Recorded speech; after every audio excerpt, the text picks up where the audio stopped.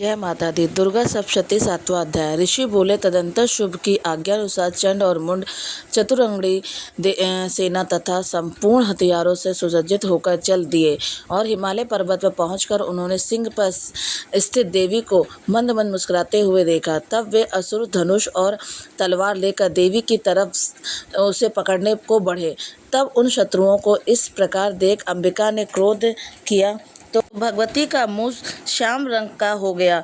उनकी टेढ़ी मोहवें तथा माथे की सिकुड़न से तत्क्षण ही उसमें तलवार और पाश लिए चीते के धर्म की साड़ियाँ तथा नर मुंडवों की माला पहने हुए विचित्र खड़क धारण किए हुए भयानक शुष्क शरीर, हड्डियों का ढांचा व अति लंबे शरीर वाली जीभ को मुख से बाहर लपाते हुए भयंकर लाल लाल आंखें जो भीतर को घुसी हुई थी, ऐसी भयंकर विकराल मुखी काली प्रकट हुई। उनके भयंकर शब्द से सभी दिशाएं गूंज उठी। वह देवी असुरों की सेना पर टूट पड़ी और असुरों को भक्षण करने लगी।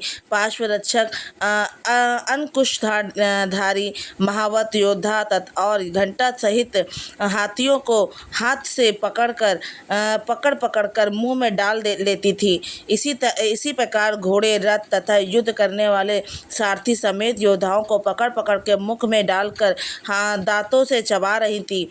किसी के केशों को पकड़कर, किसी के गर्दन पकड़कर, किसी के पांवों से कुचलकर, किसी को छाती से धक्का देकर मार दिया था। उन दैत्यों के द्वारा फेंके गए अस्त्र महाअस्त्रों को अपने मुख के पकड़कर दांतों से चबाकर चूर्ण कर डालती थी। इस प्रकार दुष्टात्मा बड़े शरीर वाले असुरों की समस्त सेना में कितनों को तलवार, कितनों को खटवांग से मारा और कुछ दैत्यों को दांतों के अग्रभाग से मार डाला। देवी के द्वारा क्षण मात्र में ही असुर सेना का विनाश होते हुए देख चंड उस अति भयंकर नेत्र वाली काली के सम्मुख बड़ी शीघ्रता से आया और उसने महा भयंकर बाणों की वर्षा करके तथा मुंड ने हजारों चक्र फेंक कर भयंकर नेत्र वाली देवी को ढक दिया। काली देवी के मुख में प्रवेश करते हुए वे चक्र इस प्रकार शोभित हो रहे थे मानो बादलों में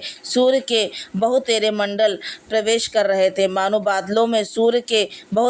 प्रवेश कर रहे हों। तदंतर अत्यधिक क्रोधपूर्वक हो भयंकर गर्जना करते हुए काली देवी ने विकट अट्टहास किया। उस समय मुख में दांतों की प्रभा से वे अति उज्ज्वल दिखाई पड़ती थी। फिर देवी उठकर हुंकार शब्द का उच्चारण करती हुई तलवार लेकर महादैत्य चंड के पीछे दौड़ी और उसके केश पकड़कर खड्ग से सिर काट दिया। चंड को मरा हुआ देख मुंड भी देवी की तरफ दौड़ा तो क्रोध युक्त देवी ने उसे तलवार से मारकर धरती पर डाल दिया।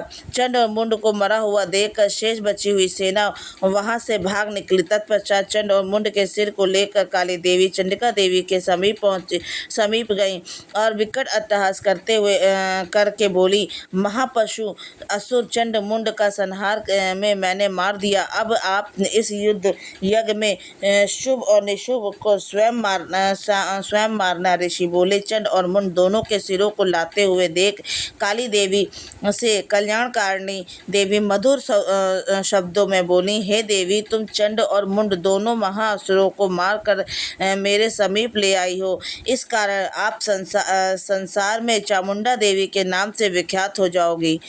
7वां अध्याय समाप्त। जय माता दी।